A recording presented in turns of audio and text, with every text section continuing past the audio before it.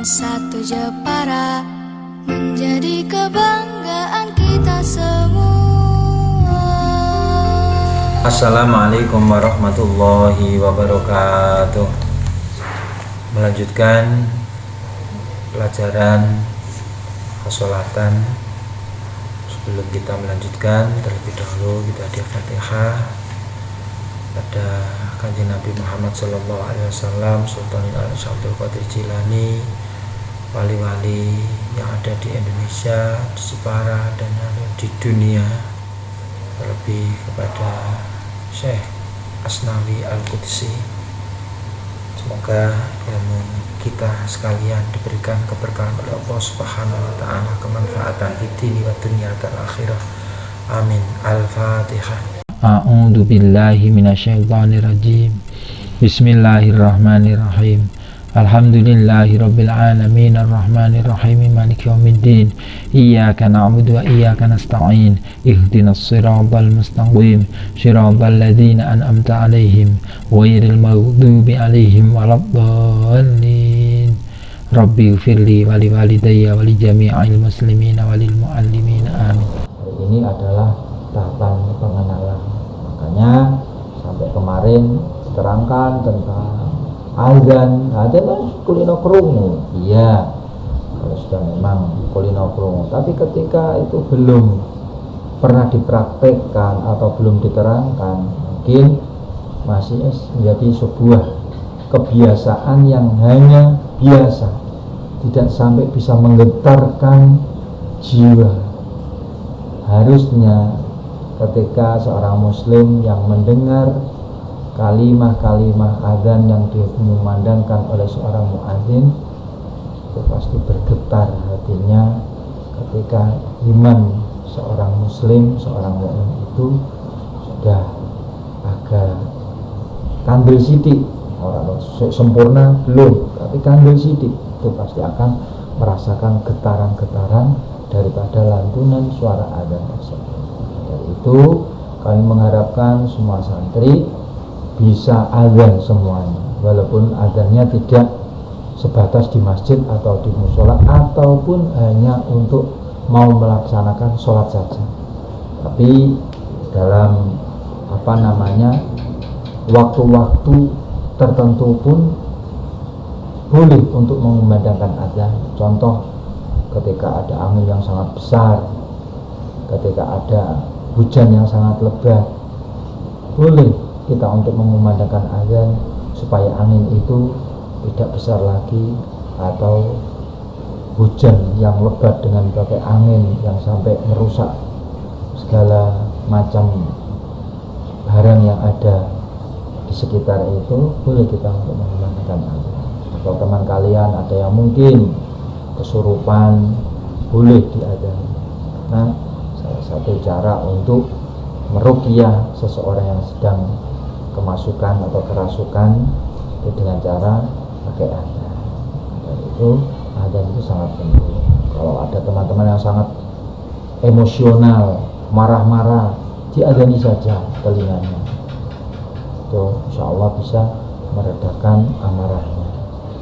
Juga ketika ada bayi yang baru lahir di muka bumi ini, diharapkan suara pertama yang didengar oleh bayi itu yaitu suara azan, kebesaran Allah. Apa itu? Kalimat tauhid, Allahu Akbar, Allahu Akbar. Itu yang pertama kali, bukan kata-kata lain.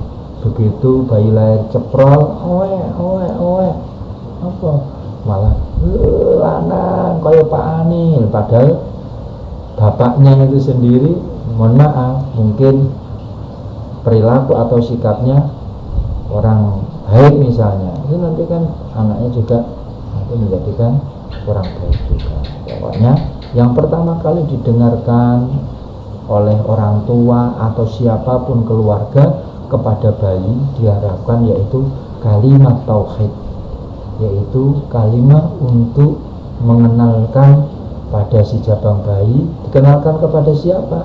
Kepada Allah Subhanahu wa Ta'ala. Lewat apa? Sunnahnya memang melalui lewat kalimat ada.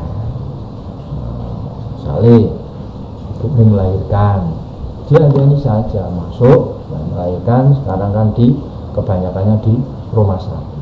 Kalau dokternya itu dokter yang bijak, biasanya setelah lahir dari salah satu pihak keluarga dipanggil untuk mengadzankan jabang bayi yang baru lahir ke muka bumi.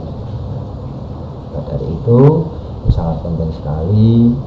Makanya di dalam menyinggung-nyinggung bayi, tolong kalian jangan sekali-sekali pernah membantah kepada orang tua kalian, apalagi seorang ibu. Jangan sampai menyakiti hati ibu kalian, karena ketika kalian melihat orang yang melahirkan ataupun melihat orang yang sedang mengandung, itu bagaimana perjuangan seorang ibu, mulai dari 1 minggu, 2 minggu, ketika masa baru saja nyidang bahasanya kehamilan itu pasti rasa mual, rasa nggak enak dan seterusnya, itu pasti terjadi. Karena apa? Karena di dalam organ tubuh manusia itu ada ginjal, ada jantung, ada lambung dan seterusnya. Karena kalau ginjal ini di dalam rahim seorang perempuan ada nutfah namanya, yaitu air mani yang sudah menggumpal di dalam, membesar sehingga menjadi janin, maka ginjal itu pasti akan terdesak, maka rasanya akan pegal, terus akhirnya naik, pasti akan menghantam ke lambung. Makanya ketika dimasukin air, artinya apa? Ibu kalian minum pasti akan muntah, kasih makan pasti akan muntah. Itu seperti itulah perjuangan orang tua. Maka jangan sampai kalian berani kepada orang tua membantah atau mengeluarkan suara yang keras, apalagi sampai membentak-bentak, melawan orang tua. Naudzubillah min dzalik. Jangan sampai, karena murkanya Allah turun, yaitu karena murkanya orang tua. Dan perlu kami ingatkan lagi, doa manusia yang paling manjur, paling diijabah oleh Allah, yaitu doa orang tua kepada anaknya berbentuk doa yang jelek. Kalau orang tua kalian kecewa, marah, akhirnya berdoa yang jelek-jelek, itu sangat mandi, sangat mujarab sekali. Makanya dari kalian jangan sampai memancing, memicu orang tua kalian emosi sehingga mengeluarkan kata-kata yang sampai tidak enak, apalagi sampai berdoa yang tidak enak. Jangan bocah ya setan kadang, jangan.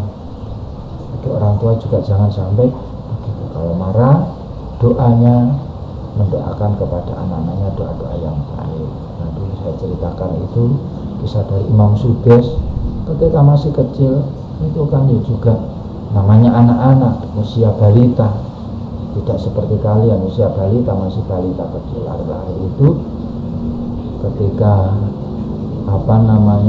di rumahnya mau ada acara, terus makan-makan, kemudian makanannya itu dikasih tanah, sahur-sahur tanah jenis kucaci.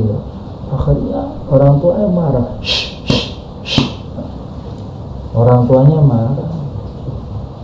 Bocah koyo ngono lho, nang Masjidil Haram ngimami masjid yang Ka'bah. Akhirnya doa itu dengan kemarahan orang tua, tapi doa yang terucap keluar dari mulut orang tua, doa yang baik, akhirnya menjadi imam besar terkenal seluruh dunia dan menjadi imam besar di Masjidil Haram. Kalau ngono ya sampean aja memicu kemarahan orang tua. Wong tuamu urung kelas ya malah didongakake sing aneh-aneh.